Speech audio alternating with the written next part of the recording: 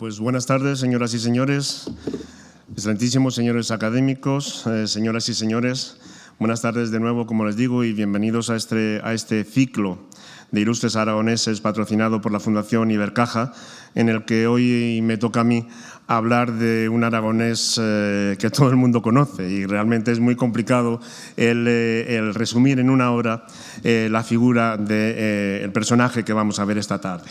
Primero, por estar a la altura de los compañeros que me han antecedido en el ciclo, desde luego, y sobre todo porque, como comprenderán, en el caso de Francisco de Goya, sintetizarla en una hora la dimensión de una personalidad como la suya es muy complicado, muy complicado. Esperemos no dilatarnos en exceso en esta charla. Además, se da una circunstancia muy especial con el caso de nuestro benefactor de la Academia, la Fundación Ibercaja y Francisco de Goya, porque, como ustedes saben, la Fundación Ibercaja desde hace muchos años se viene ocupando de manera muy especial por la obra de Francisco de Goya, hasta primero con el rescate, con la recuperación de obra del aragonés que estaba en manos privadas y que fue consolidando la colección Ibercaja. Y por otro, ya desde hace unos buenos años, el hecho de que la Fundación Ibercaja se haya hecho cargo del Museo Goya de Zaragoza, en el que realmente, pues con la labor que lleva desarrollando esta fundación, pues ha puesto a la Fundación Ibercaja y al Museo Goya de Zaragoza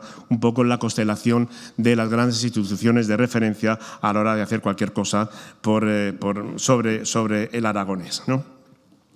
Es una adquisición de obras, como les digo, también en exposiciones muy singulares, muy interesantes. Recuerdo una de las últimas, una exposición que hicieron en la Fundación Ibercaja sobre el viaje del rey, o sea, el viaje de Fernando VII de su vuelta de Valenciennes, un personaje que es siempre poco agradecido o poco atendido por la historiografía, por su perfil, pero que la exposición que hizo Ibercaja realmente es una de esas a recordar.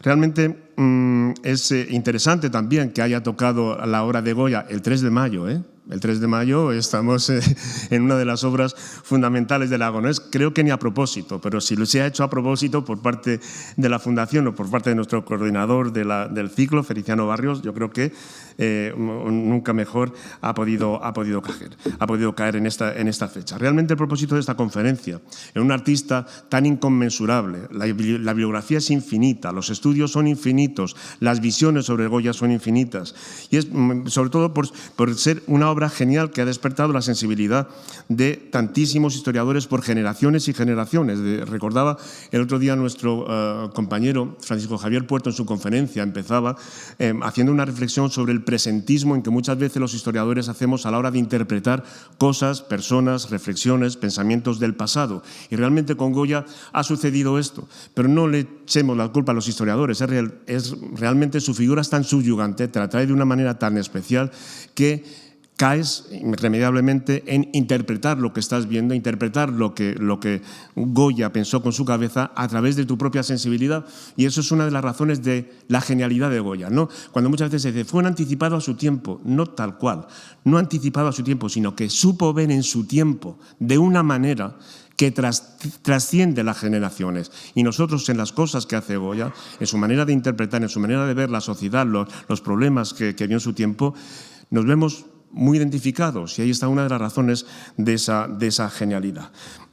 Sobre Goya creemos saberlo todos sobre él, sus detalles más íntimos, sus detalles más privados. Hay mucho todavía que saber sobre Goya, pero realmente quizá una de las cosas que más llaman la atención es que los historiadores goyescos, por decirlo de alguna manera, todavía no han abundado suficientemente en el entorno de Goya. ¿Quiénes fueron sus discípulos? ¿Quiénes fueron sus ayudantes? ¿Quiénes fueron las personas que replicaban sus pinturas o que pintaban a la manera de? Muchas de las cuestiones de dificultades de atribución de obras de Goya, obras que atribuidas tradicionalmente a él, pero que no lo son, subyacen en ese desconocimiento que todavía tenemos sobre la figura de su entorno.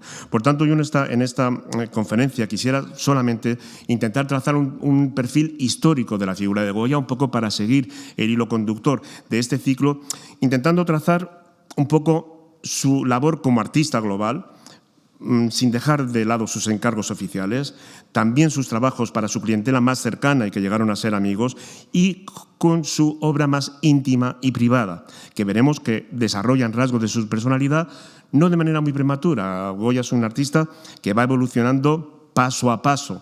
y llega a su madurez a una edad en que otros artistas seguramente ya tenían un perfil consolidado. Pero, por tanto, en esta premura de tiempo en el que nos vamos a desenvolver a lo largo de toda la charla, al repasar, por eso he subtitulado la conferencia Una mirada esencial. Aún así, siendo esencial, realmente es muy, muy difícil, por lo menos para mí. Me siento absolutamente incapaz de condensar en unas breves pinceladas una obra de una figura de tal dimensión. Por tanto, vamos a ir recorriendo su figura a través de sus obras, lógicamente, que nos van a ir marcando un poco también los jalones de su vida y de su personalidad. Saben que Goya nace accidentalmente en Fuendetodos, aquí tiene su casa natal. Su padre era adorador. Y ellos viven siempre en Zaragoza. Él era el cuarto de 6 hermanos. Estudia de pequeño en los Escolapios de Zaragoza. No hay documentos que lo atestiguen, pero así lo repite en la bibliografía desde muy antigua.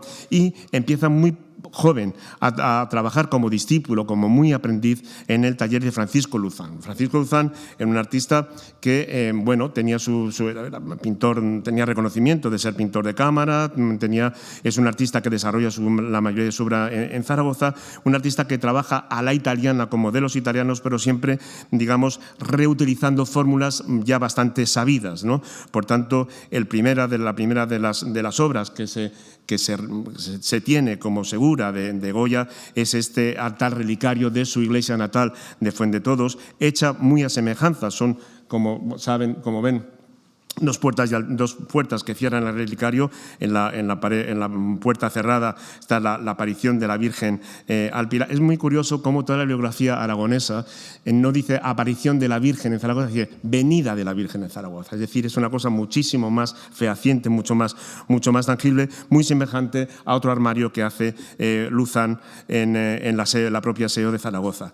Parece ser, son cosas, aquí vamos a tener que ir mezclando cosas que la tradición ha repetido con cosas fehacientes de los documentos. Parece ser que Goya vuelve a pasar por su pueblo natal en 1808 y le dice a su gente, no digáis que esto lo he pintado yo, porque se avergonzaba de haber pintado esto a una edad tan temprana. Fíjense, él nace en el 46, pues echen ustedes la cuenta de los años que tenía cuando pintó este retablo, esta puerta del altar, que por cierto, hace muy poco, hace unas semanas, la Diputación Provincial de Zaragoza la ha reproducido, es decir, con los medios digitales y con esas fotografías antiguas, porque este retablo, se me olvidó decírselo, desapareció con la iglesia durante la Guerra Civil. Quedó absolutamente destruido, pero sí que existen estas fotografías y, por tanto, se ha podido reproducir, digamos, para hacernos por lo menos una idea de cómo fue.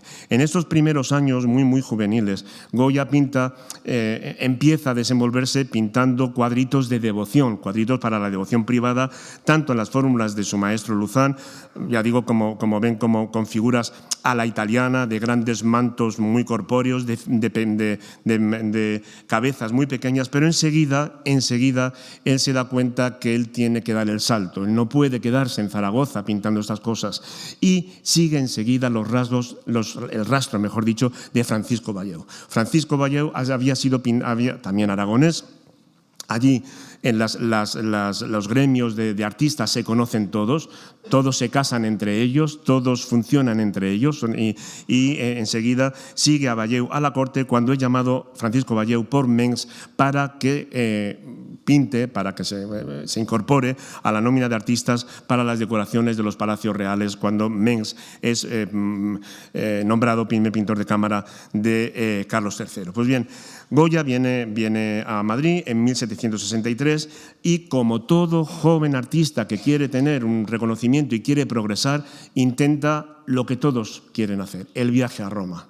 ¿Qué forma de hacerlo? Pues concursando a las pensiones y a los concursos de la Real Academia de San Fernando, que te posibilitaba el trampolín para viajar a Roma. Lo intenta en 1763 y no les concedía la pensión. En 1766 también concursa al premio de pintura y tampoco lo consigue. Por tanto, en junio de 1769 decide hacer él por su cuenta y riesgo, con sus propios medios, el viaje a Italia. El viaje a Italia ese periodo de la vida de Goya era un periodo, hasta hace muy pocos años, cuando yo estudié, no se decía, todos los profesores decían, y fue a Italia, y se sabe que pintó un cuadro, pero no se sabía nada más. Y no se sabía nada más hasta los años 90 del pasado siglo, hasta 1990, sobre todo hasta 1993, en que, por fortuna, estando yo ya en el Museo del Prado, aparece un taccuino, lo que se llama un taccuino en italiano, que es un libro de notas, un bloc de notas, el llamado cuaderno italiano. Es decir, el bloc de notas que llevó Goya, el joven Goya, que llevó por Italia, donde anotó todo lo que le venía a la cabeza, cosas muy variopintas. En ese bloc de notas se dieron las claves para empezar a reconstruir lo que había hecho Goya durante su etapa italiana. Como ven, como todo joven artista, pues el Torso Belvedere es una de las piezas de la antigüedad clásica que todo el mundo copia. Aquí a la derecha vemos las ciudades por las que pasó, es decir, pudimos empezar a reconstruir la biografía de Goya y otros datos sobre su vida, los hijos que tiene, cuando se casa, todo eso lo va anotando en el cuaderno italiano y, por supuesto, que va copia las figuras que le llaman la atención en las iglesias romanas que visita. Y dice, fíjese, por ejemplo, arriba 5 son las llagas. No sabemos por qué, algo le interesa y dice, para que no se me olvide, las llagas de Cristo son 5, lo apunto aquí, ¿no? Pues hace apuntes de lo más variopinto y da una de las claves fundamentales para entender, para ya reconstruir ese eslabón perdido de la obra de Goya en Italia, que es este ligerísimo apunte que vemos que aquí hay una figura sentada, hay otra figura de pie, una línea que va hacia arriba y que se corresponde con un boceto que durante mucho tiempo había circulado por el mercado y por la historiografía, pero que como obra de Goya, pero nadie claudicaba en esta atribución. Pensaban que, bueno, quien lo publicaba, era un brindis al sol.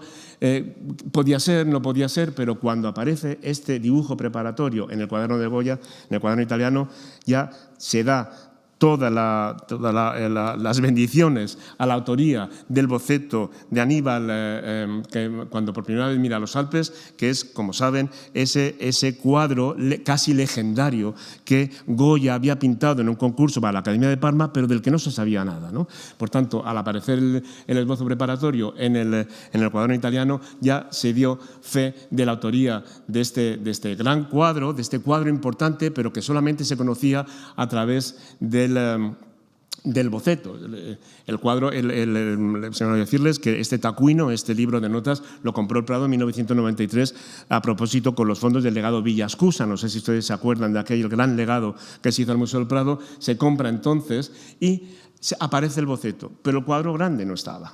Y el cuadro grande, afortunadamente, tengo que contarlo así, en una visita que hicimos desde el Museo del Prado para el reconocimiento de una colección, de una fundación, con mi compañero entonces en el Prado, el profesor Jesús Urrea, académico correspondiente de esta academia, pues estuvimos en el Palacio del Pito, en Cudillero, revisando los fondos de la colección Selgas Fagalde. Entramos en una habitación y nos encontramos con esto. Y mi compañero Jesús Urrea me dice, mira lo que hay ahí arriba de ese armario. Y yo le pregunto, ¿es lo que parece que es? Dice, sí es, sí. Y él fue, y me quiero hacer justicia en este caso a mi compañero y amigo Jesús Urrea, él fue quien identificó el cuadro definitivo que Goya había pintado para la Academia de Parma y que se correspondía con el boceto, como ustedes han visto, y con la descripción que la Academia de Parma puso a los alumnos. Como ustedes saben, se hacía una descripción en la que los alumnos se tenían que ajustar a la hora de hacer su composición. Nada, no piensen que triunfó con este cuadro Goya, porque no fue así. Es decir, él tuvo 6 votos, bueno, no son pocos, pero lógicamente por cuestiones de paisanía le dieron el premio a un artista parmesano y le habían dado un plazo de un año, pero realmente no fue premiado. Y como saben de esta fundación, hace muy pocos meses que la Fundación de Amigos del Museo del Prado compró a la Fundación Selgas Fagalde el cuadro y ahora ya está incorporado a las colecciones del Museo del Prado. Pues bien, pero él ya ha estado en Italia, él ya ha conocido a los grandes, ha conocido la antigüedad clásica y ha conocido la gran pintura barroca de la que él, cuando estaba en Zaragoza, solamente la conocía de oídas, de segundas y de terceras versiones a partir de su maestro Luzán e incluso de Valleu. Pero él ya viene con ese viaje a Italia, regresa a Zaragoza. Y cuando regresa a Zaragoza, todo artista que ha viajado a Roma ya viene con un prestigio, viene con un reconocimiento muy especial. Y en su patria chica le empiezan a encargar cosas. Lo primero que se le encarga es este cuadro, este fresco del coreto de la Basílica del Pilar. Coreto y cuadro del que la colección Ibercaja, la Fundación Ibercaja, adquirió el boceto preparatorio hace unos años y en el que, como ustedes ven, ya Goya reparte perfectamente la composición, sabe manejar los grupos de figuras que en sus obras primeras las veíamos más amontonadas y que dan como resultado final este primer fresco de Goya en el Pilar. Hará más, como veremos. En el año 73 se casa con Josefa Valleu, se casa con la hija de su maestro. Bien, que pueden ver ustedes, hay un oportunismo de oficio, sí lo es, pero eso era, como les digo, bastante frecuente, que los artistas entre las familias se casaran. Como os digo, Goya ya tiene en este momento cierto prestigio y en su tierra se le siguen encargando cosas.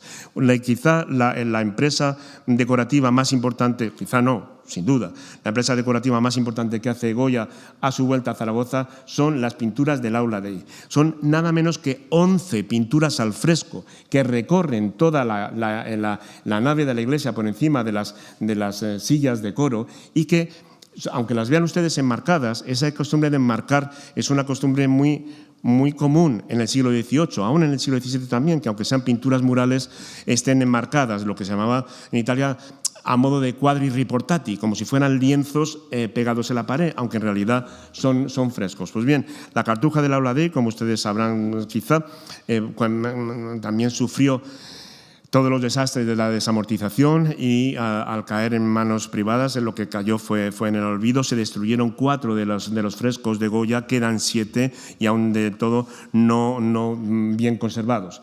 Pero solamente les he traído un par de ellos para que se den cuenta de la dificultad de composición de estas escenas. Son todo escenas de la vida de la Virgen, son grandes paños muy hinchados por el viento para dar volumen a las figuras, pero al ser tan horizontales, Goya tiene que concentrar el grupo principal de cada escena en el centro de la composición, dejando los laterales para arquitecturas que nos dan los puntos de fuga hacia el fondo, ¿no? Siempre con un sentido muy corpóreo, muy rotundo de los volúmenes, que lo vamos a ver en su obra posterior. Pero desde luego, por supuesto, como todo joven artista, piénsenlo, pónganse en su piel de 20 y tantos años, lo que él quiere es venir a la corte, lo que quiere es venir a Madrid y lo que quiere es hacerse una carrera.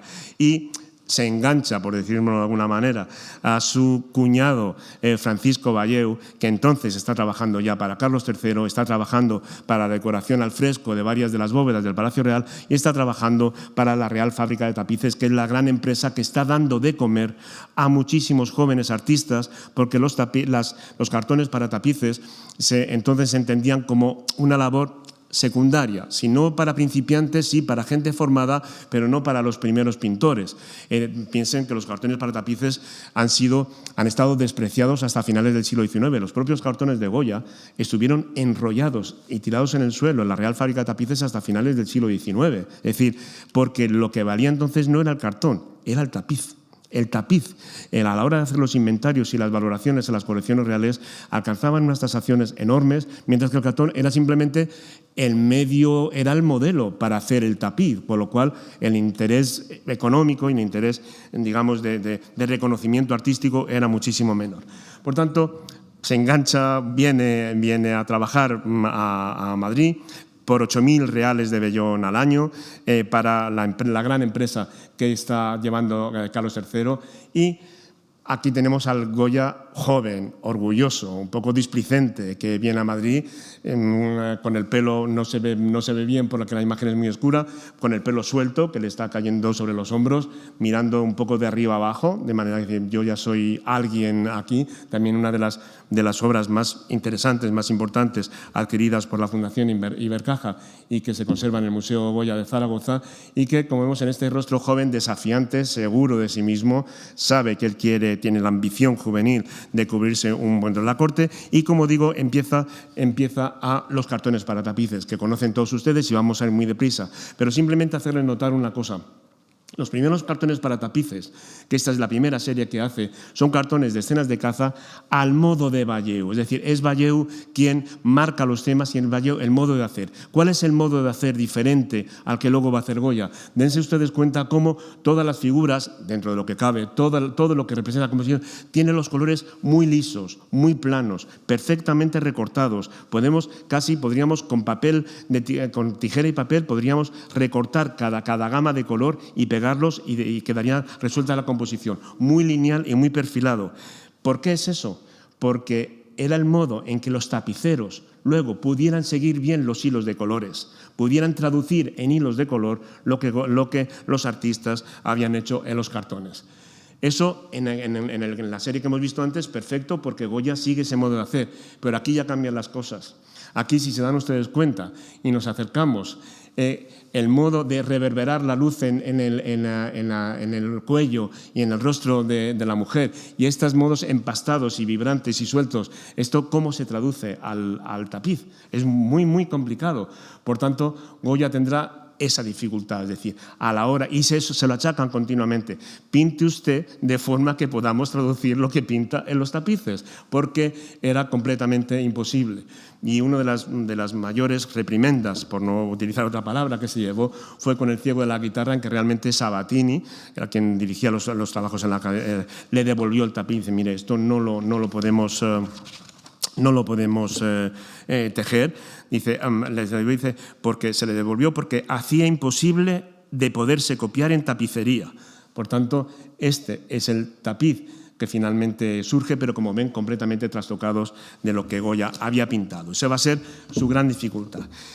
Un siguiente paso que da en la corte para sentarse en su carrera como pintor es ser académico de San Fernando. Es decir, si desde luego el mayor privilegio, el mayor honor que podemos tener cualquiera de nosotros es pertenecer a una de las grandes academias del siglo XVIII, por supuesto para un pintor lo era serlo de la Academia de San Fernando.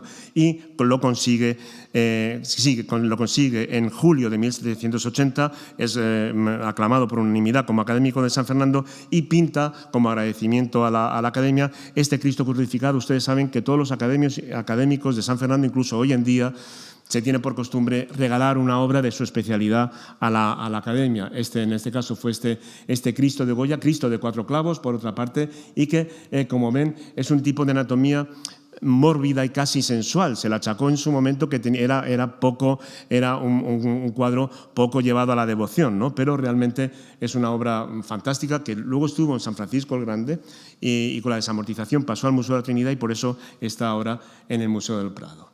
El gran retorno a su tierra es en otoño de 1780 para pintar en los frescos del Pilar, cuya dirección, vamos a decirlo así, la llevaba a cabo su cuñado Francisco Valleu.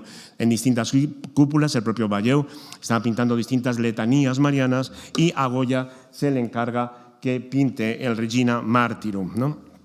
Que es la cúpula que ven ustedes aquí y que Goya demuestra su conocimiento de la pintura al fresco, pero la pintura no gusta. No gusta porque frente a, digamos, a esa decorativismo colorista y académico perfectamente silueteado del tipo de pintar de Valleu, estos son figuras pesantes, son figuras muy corpóreas, son figuras que no vuelan en el aire, son figuras que están muy, muy asentadas en un terreno firme y se achacó sobre todo, yo creo, mi opinión personal casi como mera excusa, que la figura de la Caridad de una de las pechinas, la vemos por ahí, me parece que está allí, era poco decorosa, porque Goya la había pintado con los pechos desnudos, lógicamente la caridad romana, como saben ustedes, su modo iconográfico es dando de mamar, tanto a niños como a un anciano. Por tanto, hubo de rehacerla y se pidió que fuera su cuñado, Francisco Valleu, quien revisara y retocara toda la cúpula. No se hizo así, pero Goya se enfadó muchísimo, rompió relaciones con su cuñado Valleu y eso fue un drama familiar bastante grande, pero realmente aquí ya Goya se nos asoma en su modo absolutamente personal de pintar. Aparte de ver estas figuras en general, fíjense sobre todo la absoluta audacia en el modo de pintar. Bien es cierto que un fresco nunca tiene la definición de una pintura de caballete, porque está pensado para verse desde muy alto y porque tiene otro tipo de libertad y otro tipo de ejecución que luego desde la distancia el ojo funde. Pero realmente en este caso Goya ya avanza cuál va a ser su lenguaje plástico en su obra posterior. Pero vuelve a Madrid, vuelve muy enfadado, dice que no quiere saber nada de Zaragoza, pero consigue del conde de Floridablanca, que lo era todo como primer ministro de Carlos III, consigue, en ese momento se está realizando la decoración de la Gran Basílica de San Francisco el Grande, una de las grandes obras religiosas de Carlos III en Madrid, realmente que desde entonces pues, es la que configura ese perfil de la maravillosa fachada oeste de Madrid. Pues bien, en ese momento se está haciendo la decoración.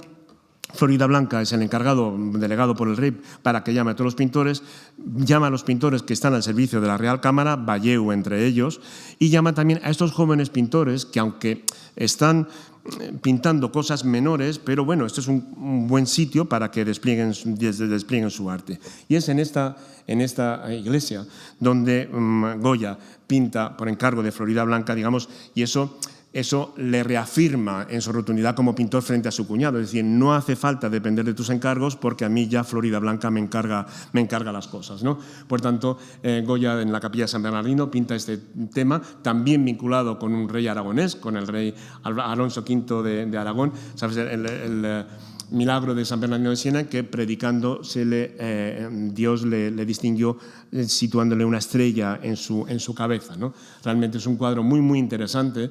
Es siempre muy recomendable ir a San Francisco el Grande para muchas cosas, pero sobre todo también para ver este cuadro allí. También, como es interesante, vean que en Goya, creo que tengo aquí un puntero, pero creo que no sé si voy... Ah, sí, mire, aquí Goya se autorretrata.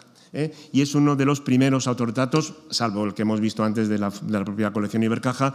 Goya tuvo una verdadera obsesión durante toda su vida por analizar sus propios rasgos a través de sus autorretratos. Como saben, hace bien poco el Museo del Prado inauguró una exposición sobre los bocetos, 2 bocetos sobre este cuadro, que pertenecen precisamente a otro de los benefactores de esta Real Academia, la Fundación Tatiana Pérez de Guzmán el Bueno, 2 maravillosos bocetos que estaban perdidos. Todos los historiadores lo conocíamos por fotografías en blanco y negro hasta que aparecieron recientemente. Pues bien, Floridablanca va a ser en este momento el gran valedor de Goya, y Goya le pinta este retrato también importante como para Aragón, puesto que Floridablanca, al ser primer secretario de Estado y especialmente dedicado a la agricultura y el regadío, fue el principal impulsor del Canal Imperial de Aragón. Y es un cuadro muy raro, si ustedes se dan cuenta. Es un gran cuadro de aparato en el que Floridablanca tiene una posición completamente hierática y, desde luego, detrás un ingeniero del Canal de Aragón, un reloj siempre como símbolo de prestigio y de poder, y la figura de Carlos III arriba como el benefactor, el hechor de todas estas obras ilustradas, ¿no? Pues bien, quizá lo mejor del cuadro es Goya se autorretrata delante de él, ofreciéndole el boceto de un cuadro. Se ha dicho si sería el boceto de San Francisco el Grande. No puede serlo porque el formato es casi completamente cuadrangular. No sabemos, puede ser cualquier cosa o puede no ser nada. Realmente lo más sincero del cuadro, sin duda, es el propio autorretrato de Goya. Es muy difícil autorretratarse de perfil, porque cuando un pintor se autorretrata, en ese momento que no había fotografía, ni selfie, ni nada por el estilo, era el espejo, lo que siempre es una posición mirando un poco forzada, porque uno se tiene que mirar en el espejo. Retratarse de perfil es muchísimo más complicado porque el juego de espejos es mucho más complicado de hacer. Y como les digo, se hace homenaje en este cuadro al plan del Canal Imperial de Aragón, al excelentísimo señor conde de Floridablanca. Realmente, igual que del cuadro de San Francisco el Grande, Floridablanca dijo, dice, bueno, no me gustan mucho los cuadros que han hecho, dice, los de Goya y Ferro, los de los jóvenes, son los menos malos, pero no quedó muy satisfecho. De este cuadro tampoco debió quedar muy satisfecho, porque Goya le pintó, estaba muy satisfecho, a sus amigos le dijo, he pintado la cabeza de Floridablanca y parece que ha quedado muy bien, pero dice, viene a decir algo más como, no he vuelto a tener noticias de Floridablanca respecto a su cuadro, no me ha dicho nada del cuadro, con lo cual no debió quedar muy satisfecho. A partir de este momento, que ya él ha pintado al primer ministro, hasta ahora había firmado Francisco Goya, a partir de este momento firma Francisco de Goya. Es decir, por eso verán ustedes que en algunos documentos previos se le cita como Francisco Goya. A partir de este momento él ya es alguien, ¿no? Y es alguien que reclama ese reconocimiento de hidalguía, de alguna manera, poniendo su D delante de su firma. Y en este momento empieza ya consolidado la relación con las más grandes figuras de su tiempo. Sin duda, una de las experiencias más satisfactorias que tiene Goya en este momento inicial es tomar contacto con la familia del infante don Luis, exiliado en Arena de San Pedro. No vamos a entrar en ello porque si no nos daría toda la conferencia, pero sí que Goya se muestra en las obras que hace para el infante don Luis. Primero, un espléndido pintor de niños. Es muy difícil pintar niños. Hay buenos retratistas de adultos que pintan a los niños como adultos prematuros. Realmente, en el caso de Goya, él sí sabe captar esa sensibilidad especial. Pero recuerden a María Teresa de Borbón y Vallabriga, porque luego la vamos a ver, es la condesa de Chinchón. Y recuerden también a Luis María de Borbón y Vallabriga, porque él va a ser el presidente de la regencia cuando vuelve Fernando VII ya como cardenal infante, y va a ser quien de alguna forma gestione la ejecución del 2 y 3 de mayo. Por tanto, como ven, la vida da ciclos, ¿no? y conecta las cosas, y en estos retratos juveniles Goya retrata a quien luego se va a encontrar mucho después en su carrera. Saben que el infante don Luis había casado con una hermosa zaragozana, noble, también otra vez Aragón, María Teresa Vallabriga, y él estaba encantado. Le escribe a su amigo Marzapaz y dice: he estado un mes continuamente con estos señores y son unos ángeles. Es decir, Goya se siente muy a gusto, encuentra una aristocracia muy distinta de esa nobleza rancia que él había conocido, tenía en la cabeza, una aristocracia ilustrada, una aristocracia que no está pendiente tanto de los oropeles, sino de vivir, de conocer, de saber, de estudiar, de tener interés por las cosas que suceden alrededor, y eso hace este retrato. Este retrato, la familia, famosísimo retrato de la familia del infante don Luis, en el que realmente siempre se ha dicho, y es verdad, la modernidad de Goya, la audacia a la hora de representar lo que debería ser un retrato de corte en una escena de casa, en una conversation piece que dicen, o sea, sí, influencia de la pintura inglesa, de esas escenas íntimas familiares, pero siempre hay que tener en cuenta una cosa, es decir, un retrato, ni cualquier obra de arte, pero fundamentalmente un retrato no es como es si los clientes no están de acuerdo. El cliente que paga es el que tiene que estar de acuerdo con lo que va a colgar en su casa. Por tanto, esto, además de ser una audacia por parte de Goya, es la voluntad del propio infante don Luis y de su familia. ¿Y qué es lo que Goya pinta aquí? Pinta una familia cómoda, tranquila, en el exilio, pero viviendo su vida, y que vive con su servidumbre no en una igualdad de trato, pero sí en un relajo de costumbres, de tener un tipo de prioridades que no son las de la etiqueta de la corte. Por tanto, el hecho de que también María Teresa Vallabriga sea la figura principal y central de la composición en torno a la cual giran todos los personajes, su peinadora, las sayas de las niñas,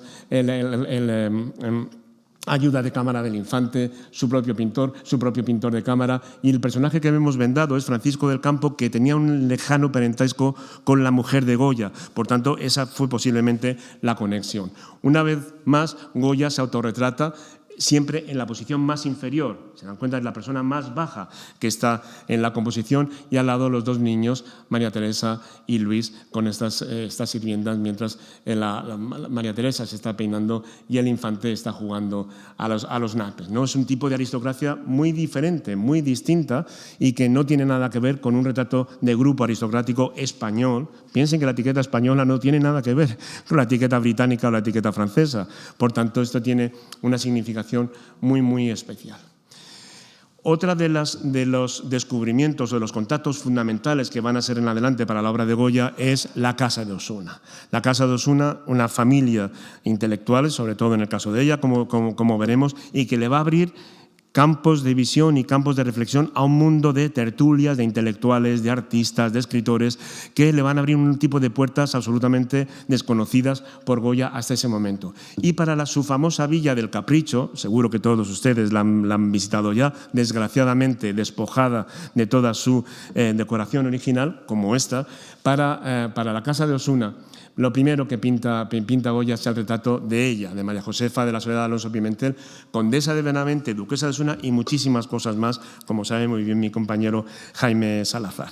Tenía todos los títulos del mundo y, sobre todo, alguno de los títulos es importante porque para alguna obra posterior de Goya. Era duquesa de Béjar, duquesa de Mandas, de Plasencia, de Arcos y de Gandía. Princesa de Anglona y de Esquilache, marquesa de Lombay y Jabalquinto y condesa de Mayorga. Por tanto, pero esos títulos no eran nada comparado con la dimensión intelectual que tuvo esta mujer y que para la finca del Capricho le encarga a Goya una serie de escenas populares, digamos, del mismo tono que los cartones para tapices. Piensen que de alguna forma los cartones para tapices y estas escenas costumbristas son como ventanas que se abren al pueblo. Y perdónenme que utilice esta frase, del todo para el pueblo, pero sin el pueblo. Quiero ver lo que hace el pueblo, pero desde mi palacio. Eso pasa con los cartones para tapices y eso pasa también con estas escenas, algunas con algún poco de drama, como una caída, como en el caso de la Cucaña, es una de las más bonitas, un asalto a la diligencia, la conducción de una piedra con un accidente de un albañil. Es decir, importan mucho a esta sociedad ilustrada las buenas condiciones de los albañiles y también las grandes empresas de construcción de nuevos edificios que están construyendo una nueva sociedad, una sociedad ilustrada. Para mí ese es uno de los más bellos y más modernos de toda la serie. Y, por supuesto, de la familia de los duques de Osuna, este maravilloso retrato que los Osuna, cuando ya cayeron en desgracia, en el año 96, donaron al Museo del Prado, en el que están los duques y están sus hijos, entre otros también personajes con los que luego la vida nos va a ir encontrando. Por un lado está el primogénito, el que sería el Francisco de Borja, el que utiliza el bastón de su padre como si fuera un caballito. Está Pedro de Alcántara, que luego sería tendría el título de príncipe de Alclona y sería director del Museo del Prado. Y la niña que acoge su madre es nada más y nada menos que la marquesa de Santa Cruz, la que veremos luego también pintada por Goya, siendo la primogénita la duquesa de Abrantes. Realmente la habilidad de Goya para pintar niños es, digamos, en esto sobre todo también algo que se ha dicho de Goya siempre y es radicalmente verdad, la capacidad de este artista para traducir o para opinar sobre, para mostrar su opinión sobre los retratados, es decir, quien le cae bien, a alguien afecto, a alguien cercano, a alguien que le merece su respeto, se ve clarísimamente frente a los que no gozan de esa consideración por parte del artista. Desde luego, pintando niños era absolutamente único. En el año 86 pinta este retrato de Valleu de su cuñado para reconfortarse con él. Ya digamos, el enfado se ha pasado y digamos, es el cuadro que firma la paz, pero Valleu siempre tuvo tanto Francisco como su hermano Ramón, unos enormes celos de Goya, es decir, sabiéndose, sobre todo porque él veía que a Valleu se había muerto Mengs y a él no le nombraban pintor de cámara, y veía que su cuñado, que para él era peor, pero no lo era, obviamente, me hacía progresos en la corte y tenía una vida independiente sin depender de él. Y eso era algo que Valleu muy difícilmente pudo soportar, ¿no? Siguen los trabajos de cartones para tapices, la famosa magnífica serie de las 4 estaciones del año, y el albañilería, recuerden lo que les decía, como además Carlos III hace un real decreto para penalizar a los maestros de obras que tratan mal a sus albañiles. Curiosamente, de este cartón no se hizo ningún tapiz. Se dice que se hizo un tapiz para el infante Francisco de Paula, pero nunca ha aparecido. Pero lo que es curioso es cómo transmuta este tema cuando Goya previamente pinta un boceto, porque en el boceto el albañil estaba borracho, no estaba herido, es decir, le llevan en mandas porque estaba borracho, y él traduce eso en el cartón definitivo para dar un significado completamente diferente. Algunos de los más espectaculares y dificilísimos de traducir al tapiz es este que se menciona en los inventarios como un valenciano vendiendo vajilla, y es vajilla de Alcora, como ustedes pueden identificar ahí. Imagínense cómo lo difícil que para un tapicero puede resultar el reproducir esto en hilos. Uno de los encargos oficiales menos conocidos, claro que la bibliografía lo ha reconocido, pero que se tiene menos en la cabeza cuando se repasa la obra de Goya, es este trabajo que hace para el convento de las Bernardas de Valladolid, en un convento hecho por Sabatini.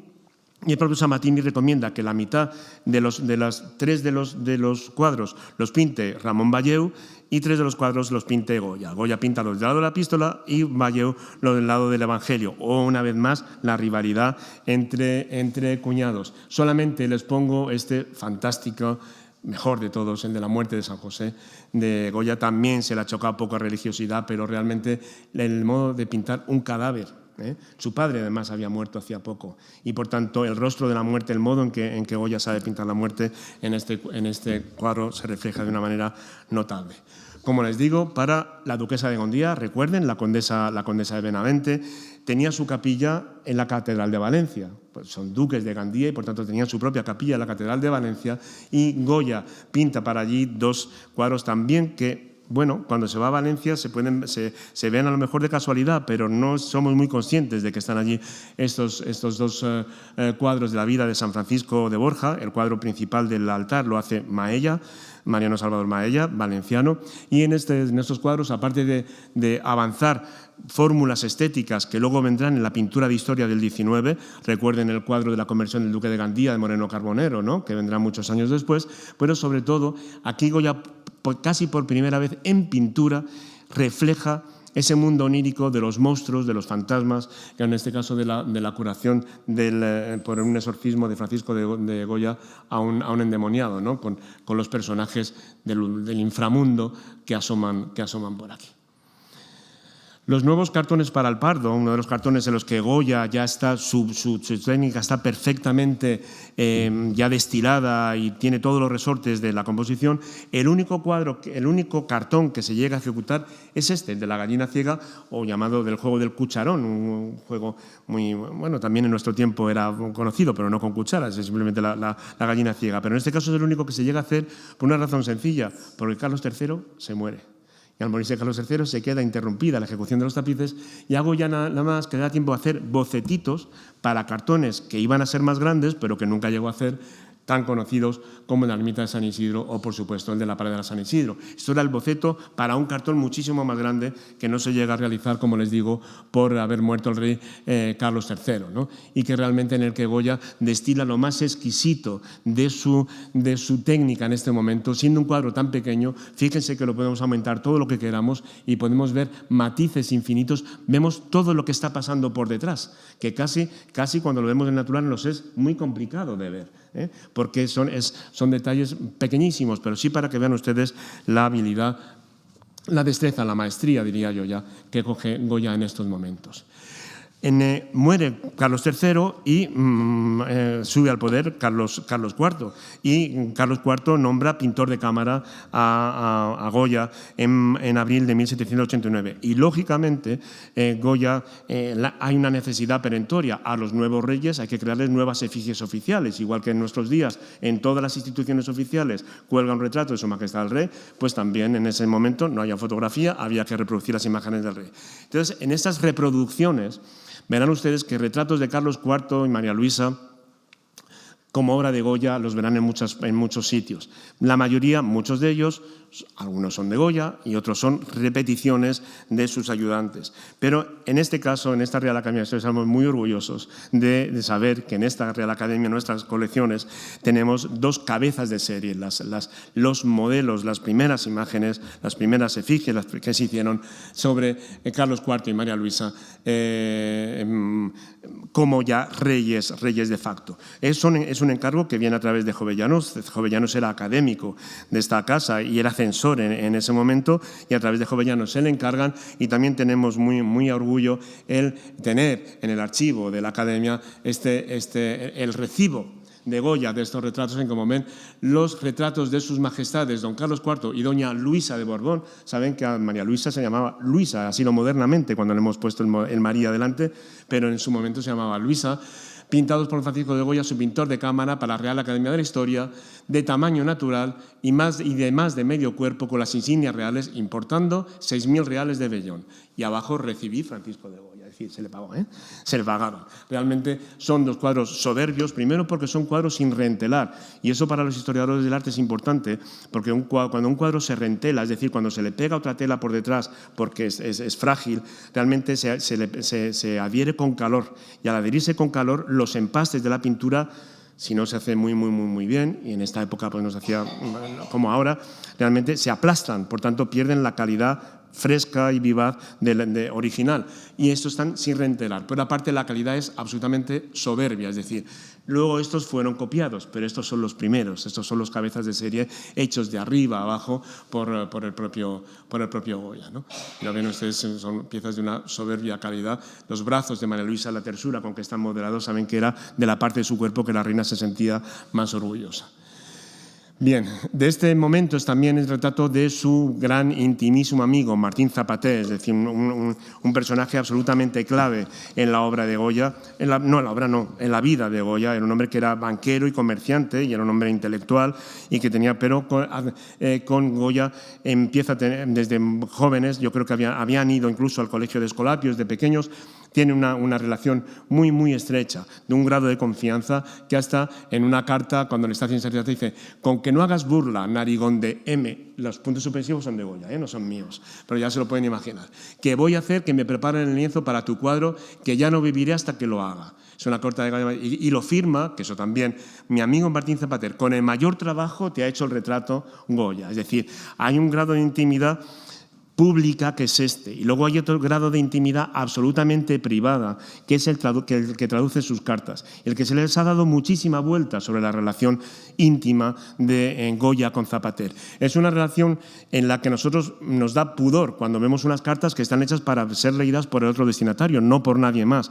Y además por otra cuestión, porque al igual que nuestra tan recordada Carmen Martín Gaite hizo ese maravilloso libro de los usos amorosos del siglo XVIII, realmente no tenemos todas las claves para entender bien los usos de amistad amorosa entre hombres en el siglo XVIII. Por tanto, cuando, en el grado de intimidad con el que Goya describe el mayor bien de cuanto llena en mi corazón, acabo de recibir la inapreciable tuya, así que avivas mis sentidos, con tus discretas y amistosas producciones, con tu retrato delante, me parece que tengo la dulzura de estar contigo. Ay mío de mi alma, no creyera que la amistad podría llegar al periodo que estoy experimentando. No acierto con la pluma mirando tu copia es su propio retrato. Es decir, es una expresión de una amistad tan íntima que realmente hay que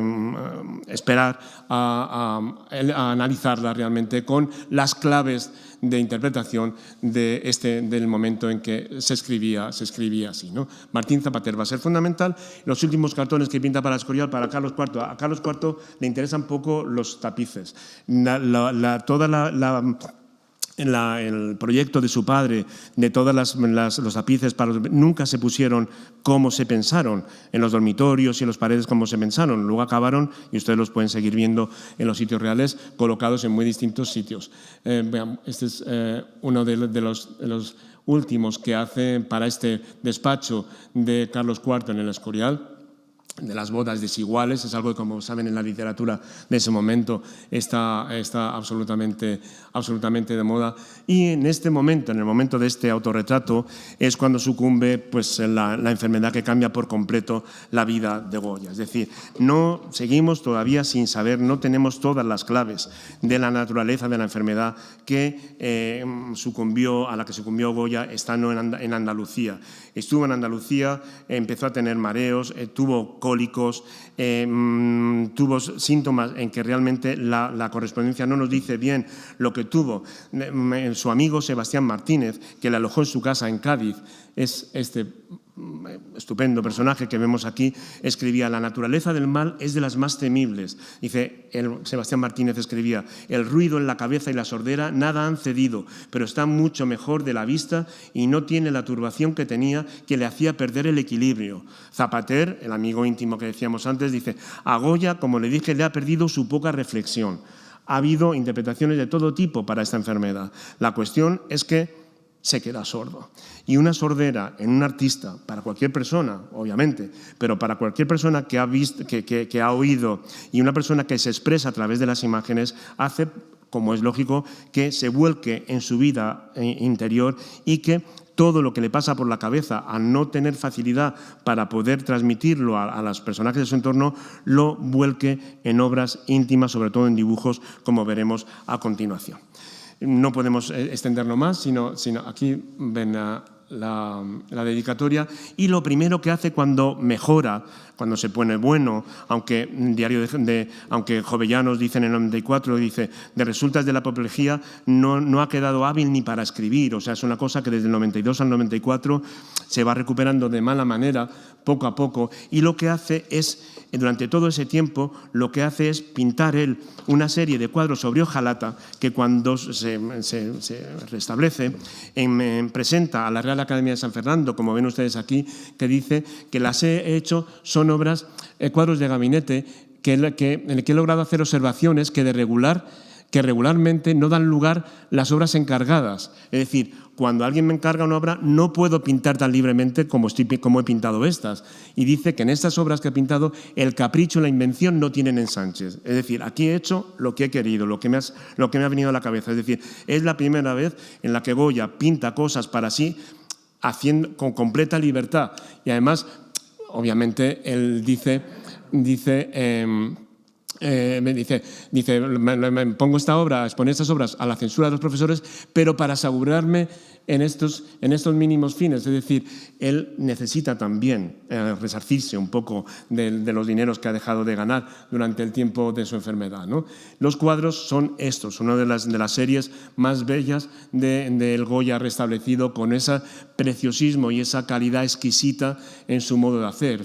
Estas son piezas así de pequeñas, y estoy poniendo un detalle de una de ellas, con lo cual fíjense los matices de las toreras y del propio toro y de las lejanías, como son en realidad, ¿no? Son obras, como dice él, del capricho y la invención, lo que se me ha ocurrido, en la que no tienen ensanche, ¿no? Hasta pinta un corral de locos, y en este corral de locos él dice, en corral de locos es algo que nos puede llamar la atención, pero era habitual, si no habitual, era normal, por lo menos, que en el siglo XVIII las gentes de bien, la burguesía, la aristocracia, iba los días de asueto de visita a los manicomios. Era algo que se visitaba normalmente. Entonces, el propio Goya dice, representa un corral de locos y dos que están luchando desnudos con el que los cuida cascándoles, y otro con los sacos. Es asunto que he presenciado en Zaragoza. Es algo que él lo vio y, por tanto, lo retrata así. Este famoso autorretrato en el que, recuerden, ¿no?, el sombrero con los pinchos para pintar las velas, para clavar las velas para poder pintar de noche. Piensen ustedes, y eso también siempre hay que decirlo, que los cuadros, los colores que hoy vemos en los cuadros, no son los colores con que los clientes vieron los cuadros en su tiempo, porque o los veían por el día por las ventanas abiertas o normalmente se veían con la luz de las velas. Por tanto, cuadros que nos pueden parecer un poco escandalosos por colores muy vivos, estaban tamizados siempre por el amarillo de la luz de las velas, ¿no? Y el propio Goya, pues lógicamente, pintaba a la luz de las velas. Es en este momento también cuando establece relación, contacto con los duques de Alba, ¿no? Con los duques de Alba, con el duque de Alba, una estupenda persona y un hombre absolutamente intelectual, erudito, de carácter calmado, que murió al año siguiente de este retrato. Era un gran admirador de Haydn y tenía relación con él, le mandaba partituras, y es como lo vemos aquí, ¿no?, con una partitura de Haydn en las manos. Y este cuadro no está sobre un pianoforte, está sobre una mesa de escritorio. Trasluce la bonomía de este hombre, que llegó a ser inquisidor general de Sevilla, y, como le digo, era gran admirador de Haydn, y a la vez pinta el primer retrato de la duquesa de Alba, un retrato absolutamente neoclásico, formal, dentro de la etiqueta de retrato de corte, es decir, casi parece una cariátide o parece una estatua clásica, que, como muchos retratos de aristócratas terratenientes, lo que hace es señalar sus tierras, es decir, yo soy poseedora de todo esto, ¿no?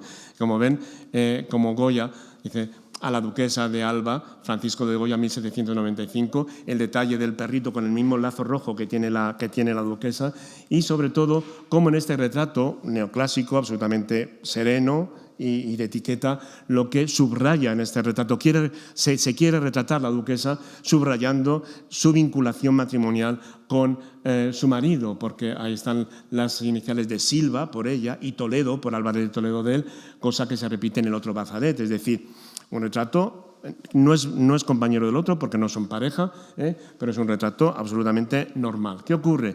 Que el duque de Alba muere inmediatamente después de hacer este retrato, y Goya va a pasar un tiempo con la duquesa de Alba a su palacio de Sanlúcar de Barrameda. Y es cuando empieza a hacer dibujos que le van a ir... que van un poco a desarrollar su vida interior, ¿no? Le pongo solamente dos de ellos, como este retrato con la hija adoptiva de la duquesa de Alba, la que luego le deja en herencia, y no tanto mesándose los cabellos, sino que tenía un pelo tan fosco que lo que está haciendo es secándoselo, ¿no?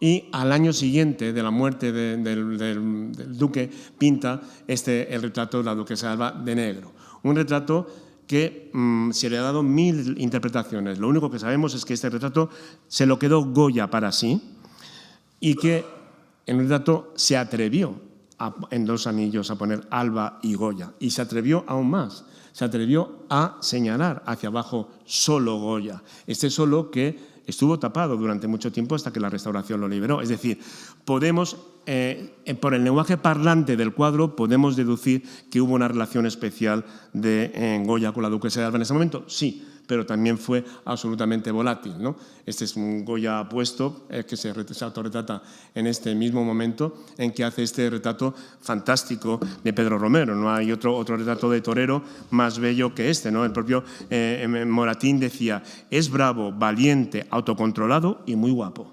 Es decir, y ahí se ve esa elegancia en que parece un aristócrata en lugar de un torero. Vamos más deprisa porque me como el tiempo, ¿no? Otra de los encargos menos conocidos de Goya es las pinturas que hace para 3 de los lunetos del oratorio de la Santa Cueva de Cádiz. Les aconsejo que cuando vayan a Cádiz se pasen por allí porque desarrolla temas religiosos muy raros en la obra de Goya con unas lejanías preciosas, igual que hemos visto en las lejanías de la pradera de San Isidro, ¿no? Con ese mismo detalle y esa misma calidad. Aquí le traigo 2 de ellas y también como esos espacios extraños de Goya, este paramento detrás y estos sirvientes que están detrás de la Última Cena que están como preparando los manjares.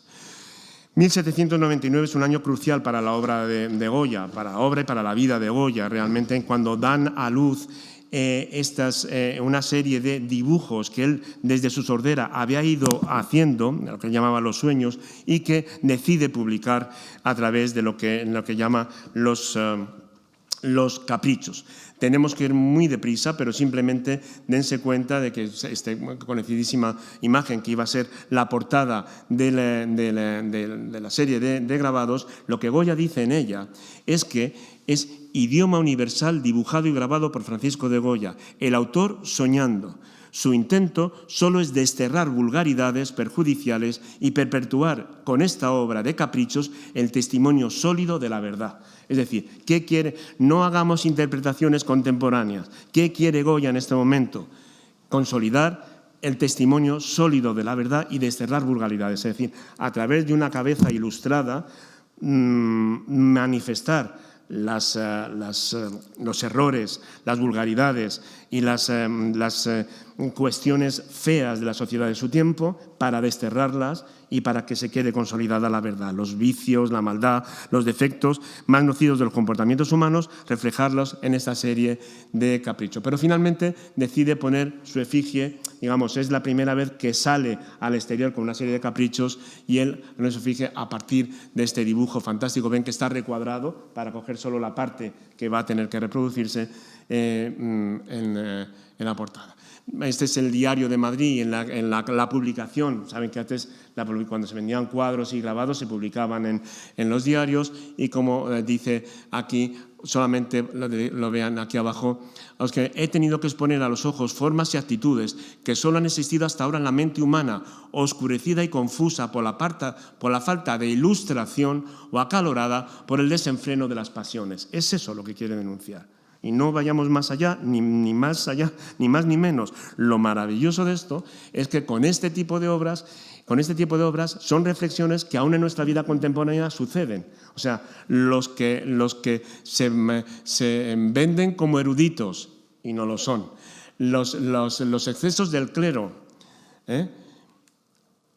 las cuestiones de las desigualdades y del funcionamiento de la mujer, la prostitución encubierta, dice, Dios la perdone, y era su madre, prostituida por su propia madre. Es decir, son todos modelos de comportamientos de una sociedad que los podemos trasladar a nuestro tiempo. Ahí está parte de la genialidad de Goya, por supuesto.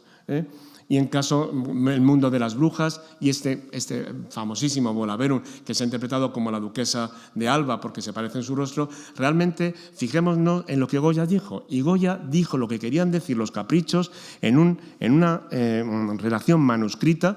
Se dice que era del propio Goya, perteneció a Ceán Bermúdez, por tanto era muy inmediata de él.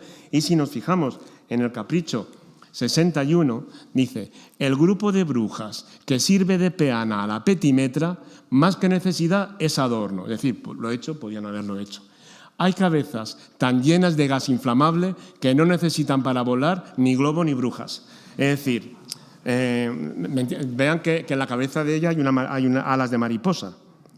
Por tanto, es decir, las cabezas locas pues las hay en todas partes, ¿no? Se ha querido interpretar como que es el fin del idilio con la duquesa de Alba que había cambiado de partener, ¿no?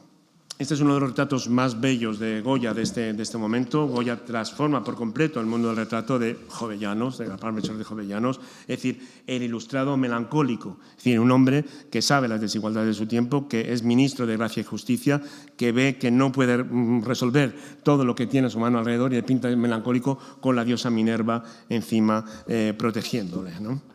Persona fundamental para la obra de Goya.